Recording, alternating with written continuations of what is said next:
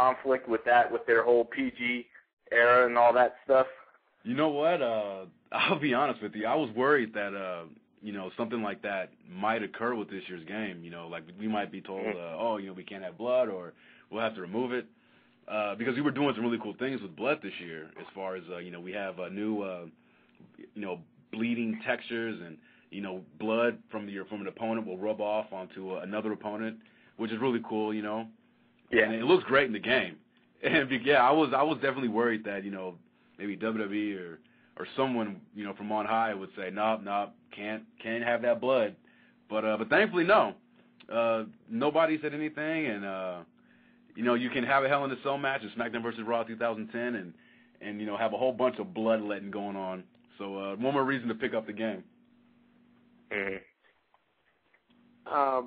So I'm curious because I had a friend that he wanted to be here, but he had something came up, so he sent me some questions.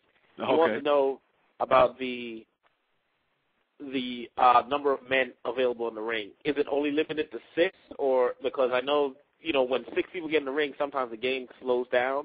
Yeah. Are we able to have more than 6 people now for the Royal Rumble or the Survivor Series or Money in the Bank matches? Yeah, we're still capped off at 6. 6 is our limit of superstars in the ring at one time. We've been thinking and toying with the idea of expanding that to include more superstars, and the people on the team have different viewpoints as far as the end result of that. I mean, you've got some people who think that it'll be great, we'll be able to mimic those old school Survivor Series matches and everything, and then there are other people on the other spectrum who think that by including more superstars to the mix that things might become a little too chaotic. I honestly am not sure exactly where I fall on that debate, but I don't know. It's definitely something that is an ongoing discussion, especially this year. We were talking about it because of course we've revamped, redesigned the Royal Rumble match, so right. That was definitely just talked about and discussed. So this year, we're at 6 as the max in the ring at one time, but moving forward, you never know. I would not be surprised to see that number bump up very, very soon in the future. Cool. Yes. Now, I'm jumping all over the place here. No, it's all right. One of the things that I noticed was my boy The Miz. My boy The Miz has such a low overall rating. What's up with that? Oh man. This has been following me for the better part of a month. I take full responsibility for that. I am the one that comes up with the attributes for the superstars. And The Miz has voiced his displeasure to me personally about his low overall. And all I can say, I'll say, to you what I told him. I said, these stats were, and his attribute, this is all, pre-United States champion Miz, trunk wearing Miz. I have to, these attributes and everything have to be, assigned at such an early, point in the year or, in development that, it's kind of like a guess. And at the time, he was getting jobbed out pretty. John Cena. Yeah, and I try to make, the attributes, as reflective of how people are being used on programming. But I feel bad about it, I really do, because I like The Miz, and I think he's come a long way in a short period of time. So I promise him, I made the promise that next year he's definitely going to see a substantial boost in his overall rating. Well, you talk about. Sorry. Go ahead, Jay. I was asking him about the cutoff date. When was the cutoff date for the roster to be completed? Because you have guys like Jeff Hardy who's no longer there and he's still in the game, playable and all that stuff. When was the actual cutoff date? Man, what is it? It's it depends from year to year. I think our cutoff was around, I want to say it was from anywhere between March and April of this year. So it's pretty early. And I think this year's roster is probably the most complete as far as talent that's still currently in the WWE to that talent that is no longer with. I mean, you mentioned Jeff Hardy Kendrick and Kennedy and Umaga are some others that are no longer with the company. But I think this year, more so than any other, we have our roster's pretty current, pretty up to date, which is always, something that is, the Achilles heel for our project, just working so far in advance. But feel pretty good about the roster this year. Definitely. Go ahead, And then, of course, you can always just go on community creations and, whatever superstar isn't in the game, there'll be people creating them and create a superstar and posting them online, so you can go ahead and fill out your roster that way by downloading them onto your machine.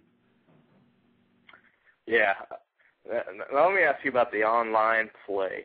I know I'm going back a little ways, but there was a time where people were hacking into the game. Characters were like turning invisible. Yeah. They could freeze you. Like, is there any, have that been reduced? Is there any way for y'all to reduce that? There's definitely things we can do that we have done to mitigate that. It's definitely been growing pains on our part as far as trying to stamp out a lot of these hacks and being able to hack into the game and create all kind of havoc for the online players. I think this year, Ukes has done a good job of of trying to eliminate all that stuff. At the same time, it's probably an impossible task, getting rid of it completely. But I definitely think that it's definitely a huge step up from previous years, especially from 2008 to 2009. But at the same time, I can't promise that it'll be completely hack proof and cheat proof, because those cheaters, man, like they'll go to some crazy lengths to try to cheat. It's ridiculous. Like they should put that effort and that energy elsewhere. It's like, man, go get a girl, get a date or something. Sitting up at the house trying to hack SmackDown versus Raw. Yes. Now, out of all the characters that's been on the game, who is one guy who's been left off that you wish you could get on the game? Oh man, from this year's game or just like in general? No, just anyone. Anyone. Oh. Well, there's two that immediately come to mind. One is it's for this year's game. I really wanted to get a Tyson Kidd onto the roster. Mm-hmm. It just so happened that Goldust beat him to it, and at the time I was throwing a fit. I was like, Goldust. I was like, what's he doing?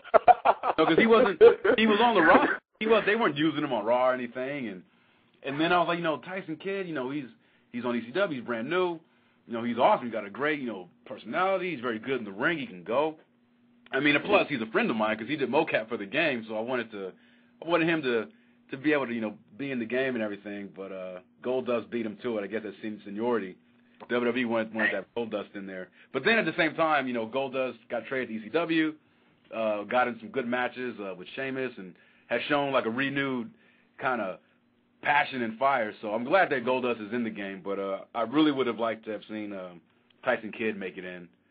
And then another guy was Bryan Danielson. When I heard that he had signed with the WWE, I was hoping that he'd debut in time for us to put him in the game, but that hasn't been the case yet. Well, let's not jump to conclusions, because we also heard Nigel McGuinness was going to WWE, and we know what happened there. Yeah, I know. That was crazy.